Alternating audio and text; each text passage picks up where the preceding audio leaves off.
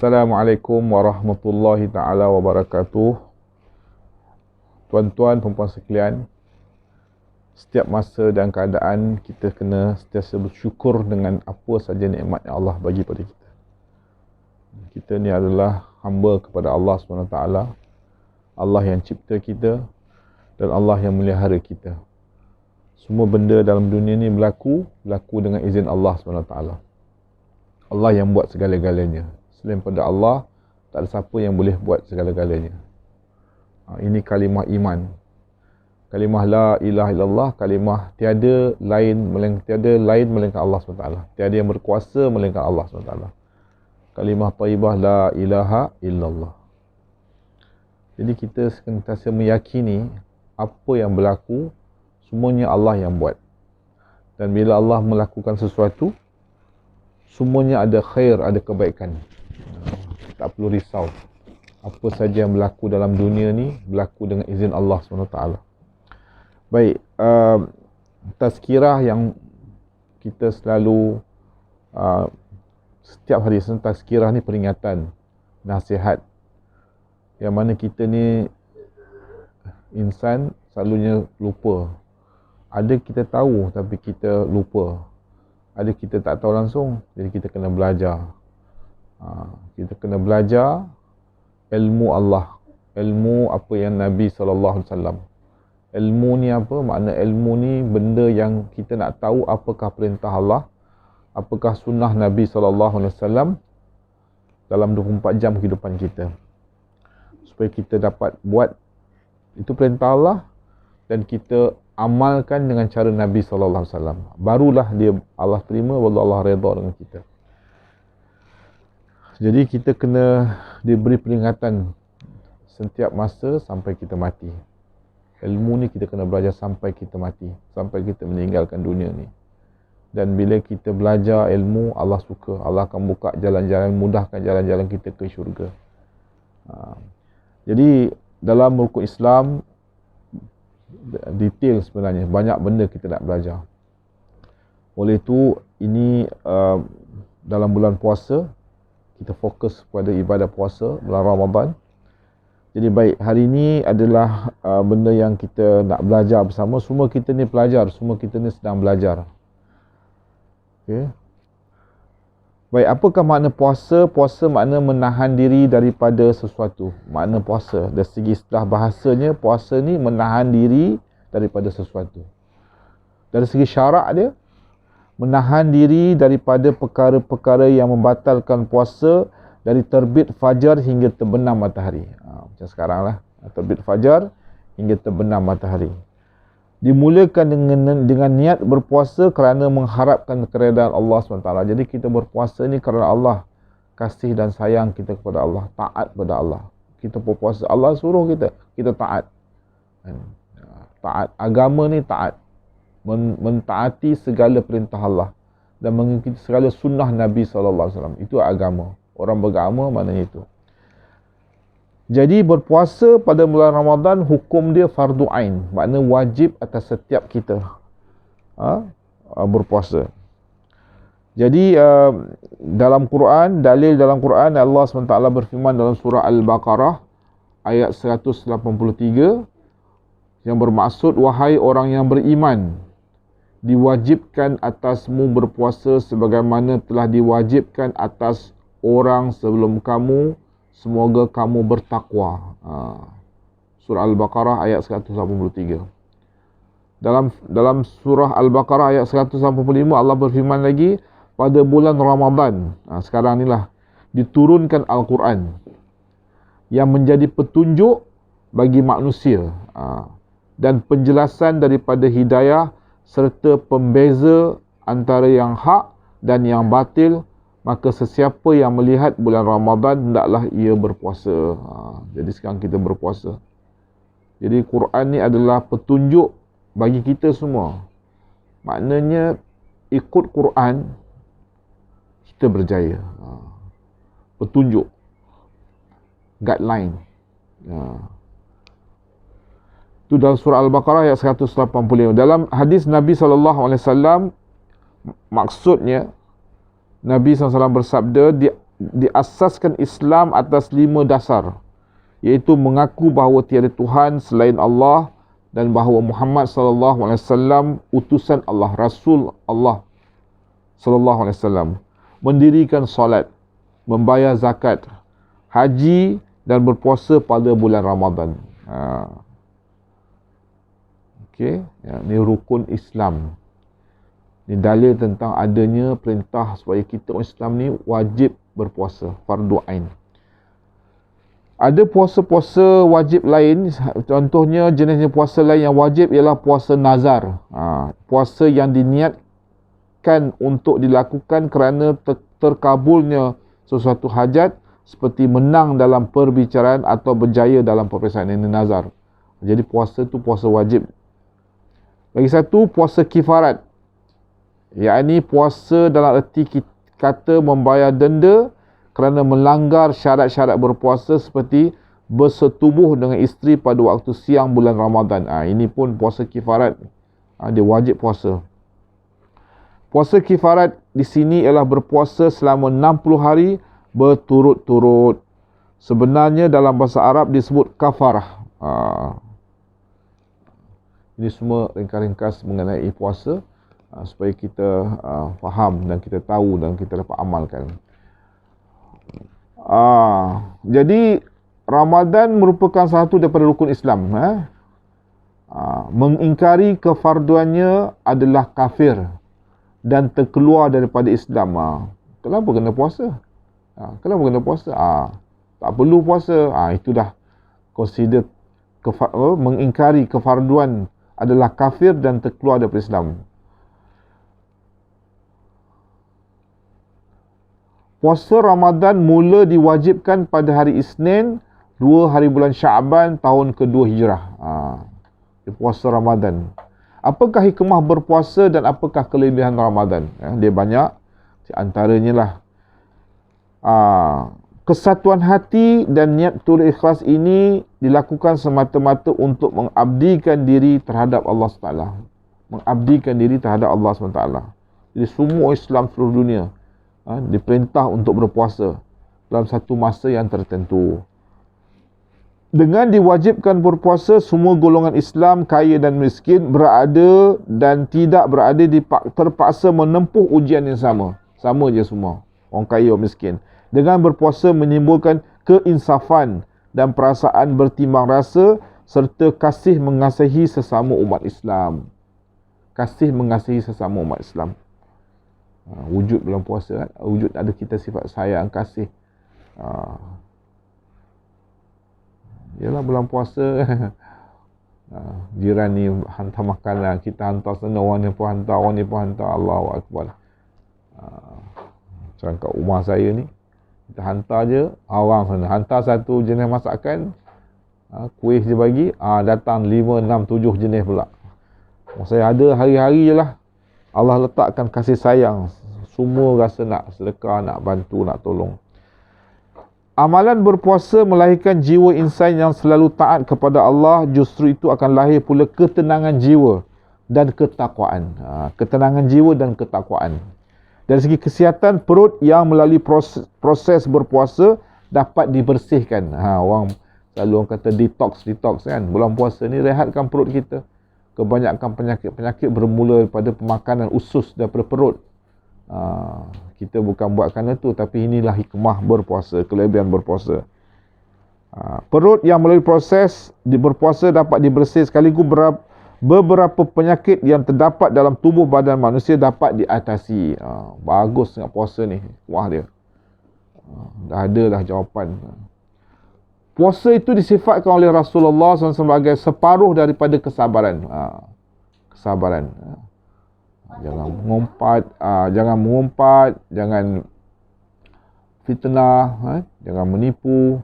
Orang yang berpuasa lebih disayangi Allah SWT, selamat daripada api neraka dan menghapuskan dosa-dosa kecil. Orang yang berpuasa selamat daripada api neraka, insya-Allah. Kedatangan Ramadan ada keistimewaannya kerana dianjurkan ibadah solat tarawih.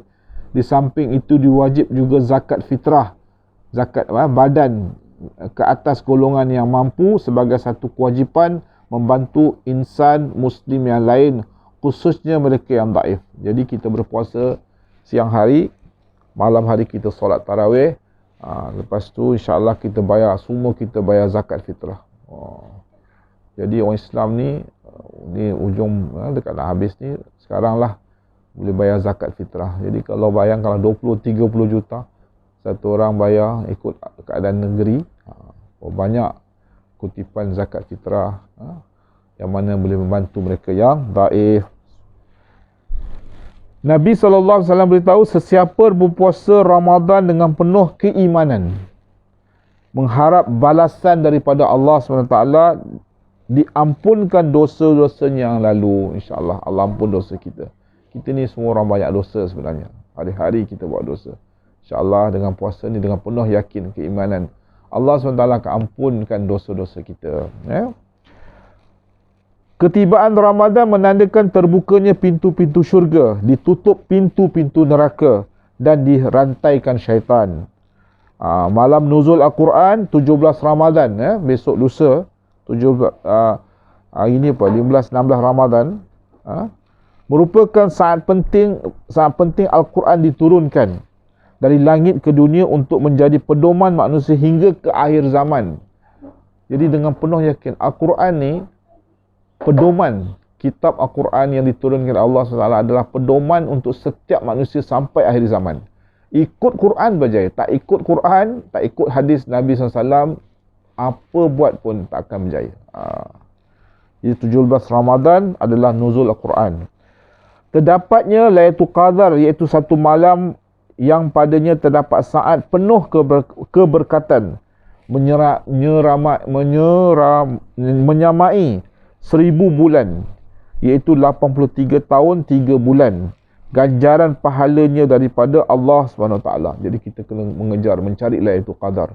Sekarang ni nak masuk 16, 17 Ramadan, sampailah tinggal beberapa hari saja lagi. Jadi kita kena kuatkan lagi keimanan kita, ketakwaan kita, amalan kita, minta doa dengan Allah, istighfar, banyak sebut kalimah syahadah, minta Allah jauhkan daripada azab kubur, azab api neraka. Apakah syarat-syarat wajib puasa? Islam, kena jadi orang Islam lah. Puasa tidak wajib kepada yang bukan Islam. Baligh, tidak diwajibkan berpuasa kepada mereka yang belum baligh dan belum cukup umur. Namun digalakkan latihan berpuasa kepada anak-anak. Kita latih anak-anak kita. Berakal, orang gila tidak diwajibkan berpuasa. Orang sehat, orang yang sakit atau uzur yang akan bertambah sakit jika berdaya berpuasa. Atau orang yang terlalu tua tidak diwajibkan berpuasa, tapi diwajibkan bayar fidyah. Bermukim, ini syarat-syarat wajib puasa. Bermukim, musafir tidak wajib berpuasa, tetapi wajib menggantikan puasa selepas bulan Ramadan. Suci daripada haid dan nifas bagi wanita. Itu syarat wajib puasa. Islam, baligh, berakal, sihat, bermukim dan suci. Apakah syarat-syarat sah puasa? Islam, berakal dan mumayyiz, yakni tahu membezakan yang mana najis dan yang mana tidak. Syarat sah puasa. Suci daripada haid dan nifas. Dan keempat, apabila nyata masuknya bulan Ramadan. Masuk bulan-bulan. Jadi mereka yang ingin berpuasa diwajibkan berniat di dalam hati pada setiap malam. Kita niat. Tempohnya bermula sesudah tenggelam matahari sehinggalah terbit fajar. Ini semua yang kita tahu dan kita ingatkan lagi. Niat. Apa dia? Sahaja aku berpuasa pada esok hari dalam menunaikan fardu bulan Ramadan pada tahun ini kerana Allah SWT. Rukun-rukun puasa. Orang yang berpuasa berniat seperti yang telah dimaklumkan tadi, menahan diri daripada perkara-perkara yang membatalkan puasa mulai dari terbit fajar hingga terbenam matahari. Okay. Apakah perkara-perkara yang membatalkan puasa? Kita kena tahulah. Kadang-kadang kita lupa. Kita kena ingatkan selalu benda ni. Makan atau minum dengan sengaja, meskipun sedikit, Jika terlupa, tidak membatalkan puasa, tetapi wajib berhenti sewaktu menyedari bahawa diri sedang berpuasa. Memasukkan dengan sengaja sesuatu benda ke dalam rongga yang terbuka. Muntah dengan sengaja, keluar haid dan nifas, gila, murtad, yakni keluar daripada Islam. Ini perkara-perkara yang batalkan puasa. Mengeluarkan air mani dengan sengaja. Bersetubuh melakukan hubungan kelamin pada siang hari bulan Ramadan. Ini perkara-perkara yang batalkan puasa. Perkara-perkara sunat ketika berpuasa. Okey. Menyegerakan berbuka puasa. Masuk buka puasa terus kita kena buka puasa. Berbuka puasa dengan buah tamar atau juadah manis yang lain. Membaca doa sekurang-kurangnya, ya Allah, bagi engkaulah amalan puasaku ini. Kepada engkau aku beriman dan dengan rezeki engkaulah aku berbuka.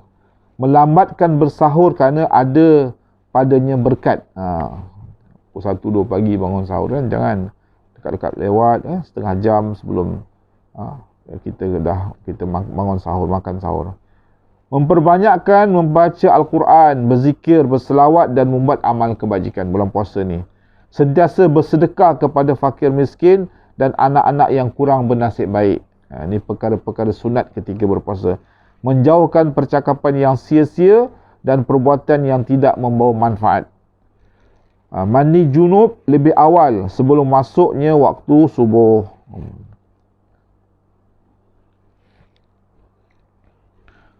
Makruh ketika berpuasa,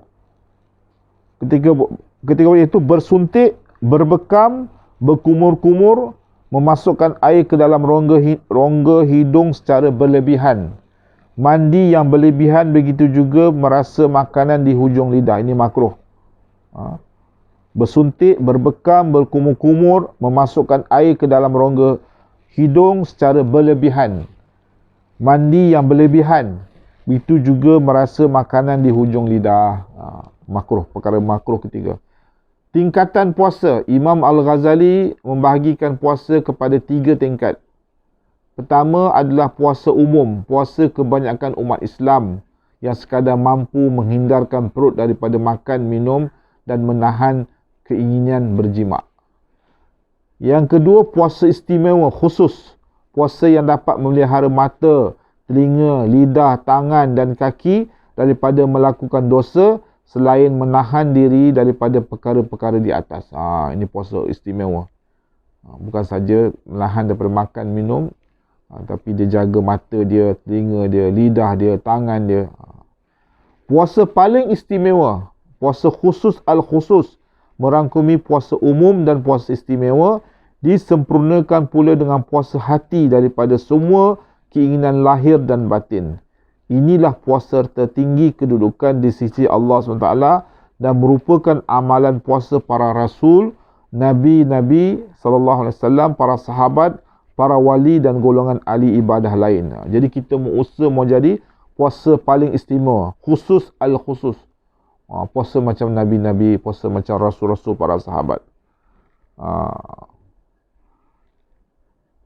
Puasa hati daripada semua keinginan lahir dan batin. Okey, tingkatan puasa. Puasa umum, puasa istimewa, puasa paling istimewa. Mereka yang dibenarkan meninggalkan puasa. Orang yang hilang daya upaya untuk berpuasa seperti sakit perut dan sakit kepala yang serius serta jenis-jenis penyakit yang apabila berpuasa akan menambahkan keuzuran dia. Orang musafir dalam perjalanan yang membolehkan qasar, memendekkan rakaat solat. Mereka yang dibenarkan meninggalkan puasa lah. Orang yang terlalu tua dan amat lemah untuk berpuasa. Orang yang tersangat lapar dan dahaga, sehingga kalau diteruskan akan mendatangkan mudarat, umpamanya ia bekerja berat di tengah panas atau sebagainya.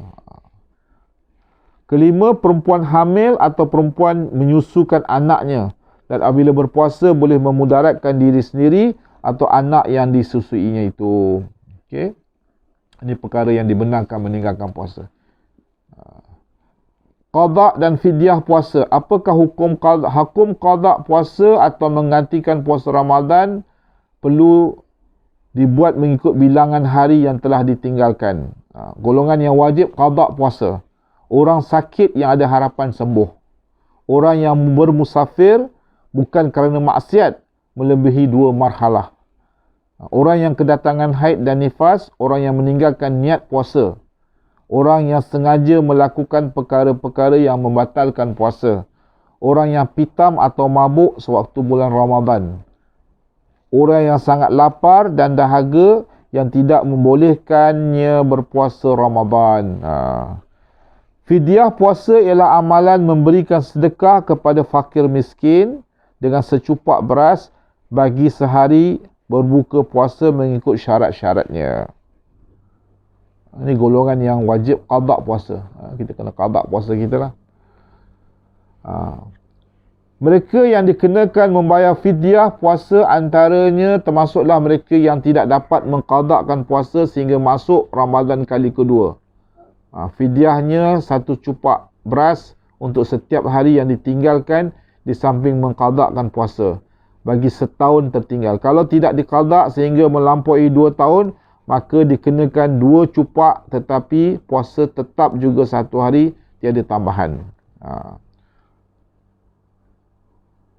Ini mereka yang dikenakan membayar fidyah.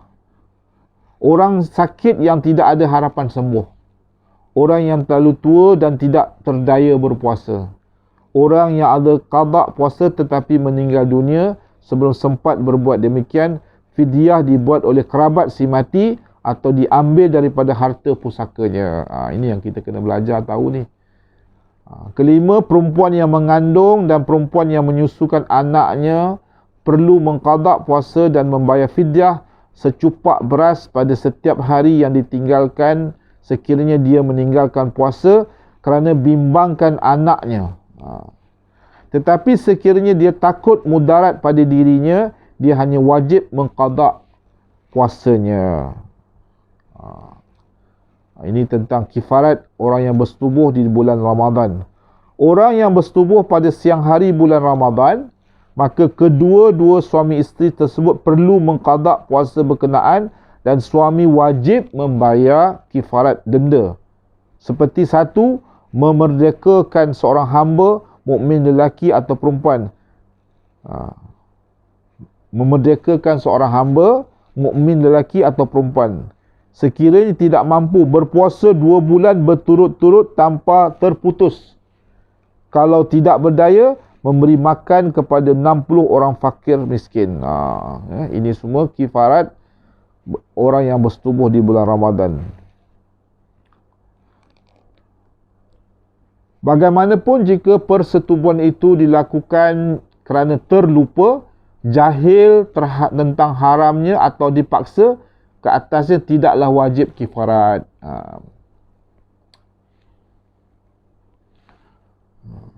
Kena belajar ni, kena jumpa alim ulama, ustaz-ustaz, tanya lagi dan lagi. Banyak pahala bila kita jumpa alim ulama, kita belajar dengan alim ulama. Mereka yang betul-betul faham tentang semua hukum hakam dan sebagainya. Baik, solat tarawih dan witir. Dalam pada itu, bagi mereka yang menyesali kesilapan-kesilapan masa lalu termasuk meninggalkan kewajipan solat, dianjurkan supaya mengqada bilangan solat-solat yang ditinggalkan itu sedaya upayanya. Jadi kita kena qada balik solat-solat kita yang kita pernah tinggal. Daripada umur kita balik dulu sampai sekarang banyak kita telah tinggal semuanya, jadi kita qada. Melaksanakan solat tarawih adalah antara amalan-amalan yang begitu dituntut sunat muakkad dalam bulan Ramadan ni. Ia boleh dilakukan secara persorangan di rumah maupun berjemaah di masjid atau surau. Waktu solat tersebut bermula selepas fardu isyak sehingga sebelum terbit fajar. Umumnya umat Islam di Malaysia mendirikan solat tarawih sebanyak 20 rakaat. Cara mengerjakan adalah dengan 2 rakaat, 1 salam sehingga genap 20 rakaat. Walau bagaimanapun ada juga yang melaksanakannya sebanyak 8 rakaat sahaja. Jadi kita kena sembahyang tarawih terbaiknya 20 rakaat. Niat solat tarawih, sengaja aku solat sunat tarawih 2 rakaat mengikut imam kerana Allah SWT. Kita baca Fatihah pada rakaat pertama, mula dengan surah At-Takasur, sehinggalah surah Al-Lahab dari malam 1 Ramadan hingga 5 Ramadan. Jadi kita kena jaga sembahyang tarawih kita buatlah kalau kat surau masjid, tapi kita boleh buat berjemaah dengan kat rumah pun boleh. Terbaiklah kita dapat sembahyang tarawih dekat masjid.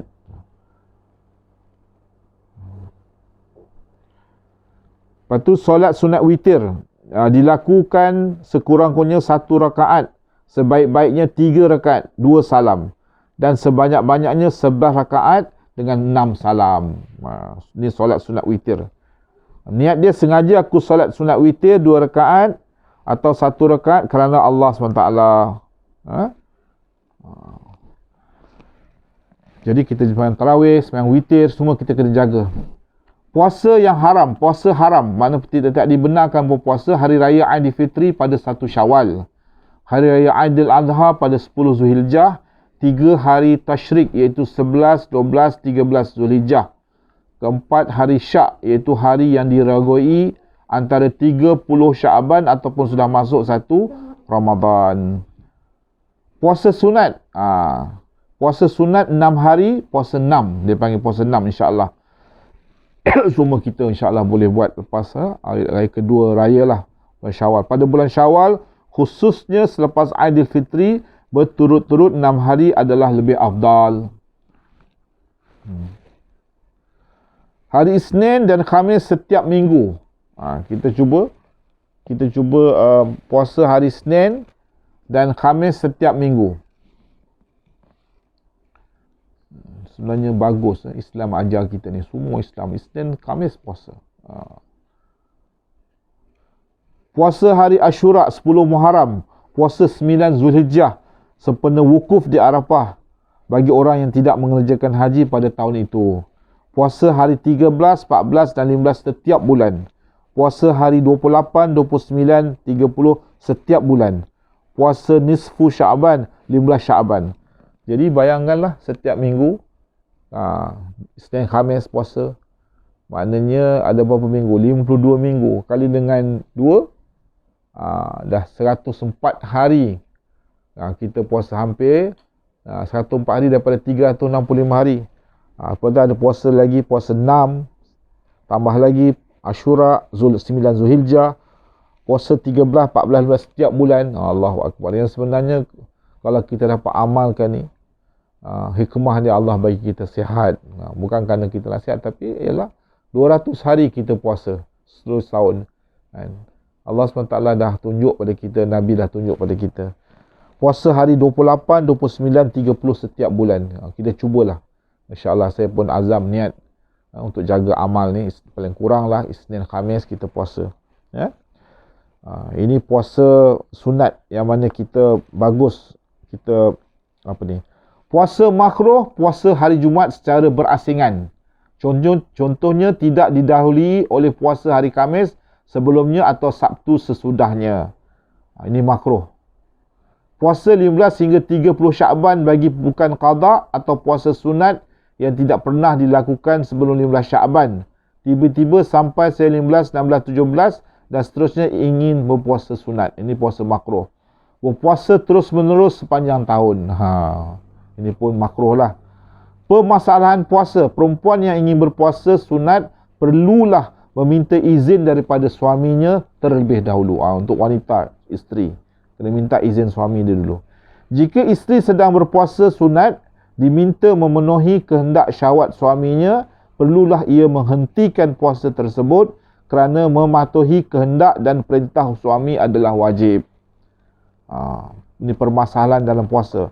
Persetubuhan pada waktu mengerjakan puasa sunat tidak perlu kepada pergantian puasa dan kifarat, sebagaimana puasa pada bulan Ramadan. Okey, adab-adab berpuasa: menjauhkan diri daripada perkara-perkara maksiat seperti mengumpat, memfitnah, mengeji, mencela serta mengeluarkan kata-kata kesat. Ini adab-adab berpuasa. Mengelakkan dan menjauhkan diri daripada melakukan perkara-perkara yang boleh membatalkan puasa. Menahan diri daripada mengikut kehendak nafsu. bersederhana ketika berpuasa dan makan sahur, atau dalam arti kata lain mengambil makanan dalam kuantiti yang sederhana. Mengurangkan tidur terutamanya pada waktu siang. Hendaklah sentiasa melakukan perkara-perkara yang baik seperti membaca Al-Quran dan berzikir. Berazam untuk menjadikan ibadah puasa yang dilakukan itu merupakan sebaik-baik ibadat dan mendapat ganjaran daripada Allah SWT. Sentiasa berfikir hikmah di sebalik melakukan ibadah puasa. Ini adab-adab berpuasa. Jadi tuan-tuan puan sekalian, ini sedikit pengajian, tazkirah, peringatan tentang puasa. Jadi kita ada baki beberapa hari lagi, kita buat yang terbaik. Kita buat terbaik. Puasa macam mana Nabi-Nabi, para sahabat, para wali-wali Allah. Kita banyakkan habis masa kita jaga mata kita, telinga kita, mulut kita, hati kita, tangan kita. Kurangkan tidur, banyakkan masa untuk kita baca Quran, zikir. Jangan mengumpat, jangan cakap sia-sia, jangan keji, jangan kutuk orang. Fokus tawajuh doa pada Allah. Banyak istighfar, banyak ucap kalimah. Kalimah taibah, kalimah syahadah. Minta Allah, ya Allah, ampun dosa, ya Allah, terimalah puasa aku ni, ya Allah, maafkan aku, ya Allah. Kita habiskan masa sembahyang sunat. Kita qada semua kita punya sembahyang kita telah tinggalkan tu. Kita jadi orang yang hampir pada Allah. Jadi kekasih Allah. Mudah-mudahan bila kita puasa macam ni, Allah terima kita. Allah ampunkan semua dosa-dosa kita. Allah beri keberkatan dalam kehidupan kita, tuan-tuan puan sekalian. Kita jadikan orang Islam tahun ni tahun yang mana semua Islam, Allah sayang, Allah gembira, Allah bantu semua Islam. Kita doa supaya Allah jauhkan daripada musibah-musibah, semua azab-azab. Bila kita jadi orang beriman, beramal soleh, Allah jadi kekasih kita, kita jadi kekasih Allah. Allah sayang kita, kita minta apa sahaja Allah bagi. Jadi sekarang ni kita dilanda dengan coronavirus, ujian datang. Ini daripada Allah. Jadi hanya Allah SWT saja yang dapat memberhentikan ni. Semua azab-azab yang berlaku dekat dunia ni sebab amalan-amalan kita orang Islam. Jadi insya-Allah kita buat keazaman, usaha istighfar, bertaubat, doa pada Allah. Semoga Allah SWT bagi taufik kepada kita, saya, tuan-tuan, perempuan sekalian, dapat mengamalkan apa yang kita tahu. Inilah tazkirah, dan kita dapat amal, dapat kita sampaikan, dapat muzakarah lagi. Kita boleh dengar lagi dan lagi tazkirah ni berterusan. InsyaAllah program tazkirah ni kita akan buat insyaAllah sampai kita meninggal dunia. Semoga Allah SWT terima semua kita. Assalamualaikum warahmatullahi taala wabarakatuh. Subhanakallah wa bihamdi, subhanakallah wa bihamdika, asyhadu an la ilaha illa anta, astaghfiruka wa atubu ilaik.